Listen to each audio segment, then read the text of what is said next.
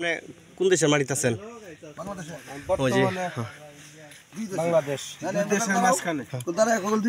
দুই দেশের মাঝখানে এক ঠ্যাং ইন্ডিয়া আর এক ঠ্যাং বাংলাদেশ। দেখতেছেন দুইটা, তার যে পা, এক পা হচ্ছে বাংলাদেশে, এক পা হচ্ছে ইন্ডিয়া। তার যে বাম পাটা হচ্ছে সেটা হচ্ছে ইন্ডিয়ার মেঘালয় রাজ্য, আর ওই পাশে যেটা হচ্ছে বাংলাদেশ জামালপুর জেলার, ওই না শেরপুর জেলা, শেরপুর জেলা। ওই পাশে হচ্ছে শেরপুর জেলা, এই পাশে হচ্ছে ইন্ডিয়ার মেঘালয় রাজ্য। তো কাকা এক ঠ্যাং দিছে মেঘালয় রাজ্যে, আর এক ঠ্যাং দিচ্ছে হচ্ছে শেরপুর জেলা বাংলাদেশের। তো আমরা আসলে এখানে কিন্তু আসলে খুবই ভয়াবহ অবস্থা।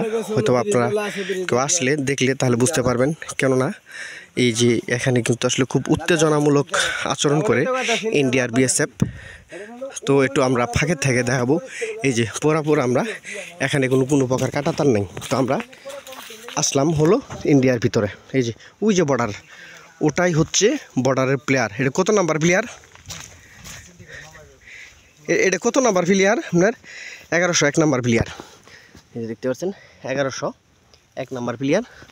তো যাই হোক, আমরা তো আসলে খুব বিপজ্জনক এদিক ঢোকাটা আমাদের জন্য খুবই বোকামি, কেননা কোন পাশ থেকে ইন্ডিয়ার যে বিএসএফ যারা আছেন তারা হয়তোবা গুলিও করে দিতে পারে, যার জন্য আমরা একটু সাবধানে অবলম্বন করলাম। যদি এখানে তো নির্জন পাহাড়, জঙ্গল আর জঙ্গল, এই যে দেখেন। তো আমি একবার আসছিলাম এখানে, সেটা হচ্ছে 2018 সালে টিয়া পাখি নেওয়ার জন্য, টিয়া পাখির বাচ্চা নেওয়ার জন্য। তো ওই পাহাড়ি যে টিয়া পাখিগুলো আছে এইগুলা কিন্তু আসলে পুষ মানে না। তো আমি নেওয়ার পরে অনেক পরিশ্রম করে কিন্তু এই পাখিগুলারে খাবার খাওয়াইছি, কিন্তু আসলে দেখা যায় যে ভাই আপনি কোন দেশের মানুষ? আমি তো বাংলাদেশের মানুষই, ইন্ডিয়ার মধ্যে আছি, আপনি ইন্ডিয়ার মাটিতে দাঁড়িয়ে আছেন। আপনি কিন্তু অবৈধভাবে ইন্ডিয়াতে প্রবেশ করছেন, এতে কি আপনি ঠিক করছেন নাকি বলেন? অবৈধভাবে শেখ হাসিনা গেল ফালাইয়া, ওবায়দুল কাদের গেল, আওয়ামী লীগের বড় বড় নেতারা ফালাই গেল, ওদের কিছু হলো না। আমরা একটু এই ইন্ডিয়ার মাটি পাড়াইছি, এটি অবৈধের জন্য কোনো শাস্তি হবে নাকি? বিষয়টা হচ্ছে ওনারা দেশের অপরাধী, ওনারা দেশের অর্থ সম্পদ চুরি করছে, লুটপাট করে ওনারা পালাইছে। আপনি তো লুটপাট করেন না ভাই, শরম পালেন কে? তো আমি আর একটু ঢুকবো। ওই যে ওখানে বড় ভাই আসলে এখানে বলছে, একজন এখানের যারা স্থানীয় তারা বলছে যে কোনো প্রকার চিল্লাচিল্লি বা কোনো প্রকার আওয়াজ করা যাবে না, কেননা এখানে অনেকটাই বিপদ। এই যে দেখতে পাচ্ছেন আমার এক বড় ভাই, আমরা এখন ইন্ডিয়ার ভিতরে, এখানে ইন্ডিয়ার মাটিতে, ইন্ডিয়ার যে প্লেয়ার আছে ওই প্লেয়ার থেকে আমরা 200 গজ ভিতরে। ওই যে আমাদের আরও কয়েকজন লোক ভিতরে গেছে, আমি দেখাইতেছি। ওই যে দেখেন কয়েকজন লোক ইন্ডিয়ার ভিতরে। এখানে কোনো প্রকার কাটাতার নাই। এটা সীমান্ত হচ্ছে শেরপুর যে গজনি, এই গজনির ভিতর দিয়ে আমরা এ পর্যন্ত। ওই যে আমার কয়েকটা ভাই আরও ইন্ডিয়ার ভিতরে। আপনাকে তো বিএসএফ গুলি করে দিব দেখা যায়। হ্যাঁ ইন্ডিয়া ইন্ডিয়ার গুলে যারা আছে দিলেন, ইন্ডিয়ার বিএসএফ দিয়ে আসলেন। ও হো, আসলে বিষয়টা হচ্ছে কি, বাংলাদেশের সাথে বর্তমানে ইন্ডিয়ার সম্পর্কটা বেশিটা ভালো না।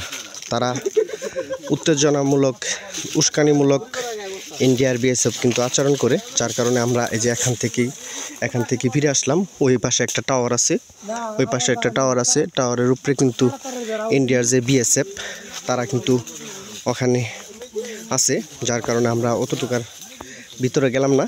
তো আমি এখানে দেখালাম আপনাদের যে ইন্ডিয়া বা বাংলাদেশের যে বর্ডার, এই বর্ডারই। তো আসলে অতটুক বিপদ নিয়ে ভিতরে না যাওয়াটাই ভালো। তো আমি এর পরবর্তী আপনাদের আরও ভয়াবহ কিছু দেখাবো, যা আমাদের পরবর্তী ভিডিওর সাথেই থাকবেন। তো দেখেন কতটুক ভিতরে আমরা ঢুকছিলাম ইন্ডিয়ার। তো না দেখলে বুঝতেই পারবেন না।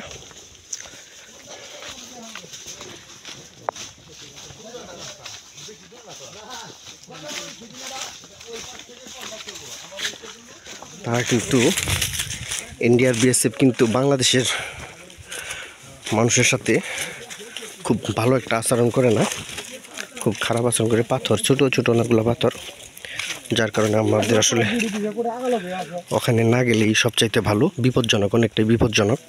এই যে আমরা পুনরায় আসলাম আমাদের ইন্ডিয়া প্লাস বাংলাদেশের বর্ডার। এটা হচ্ছে 1101 নাম্বার প্লেয়ার। এই পাশে Bangladesh. Bye bye India, bye bye.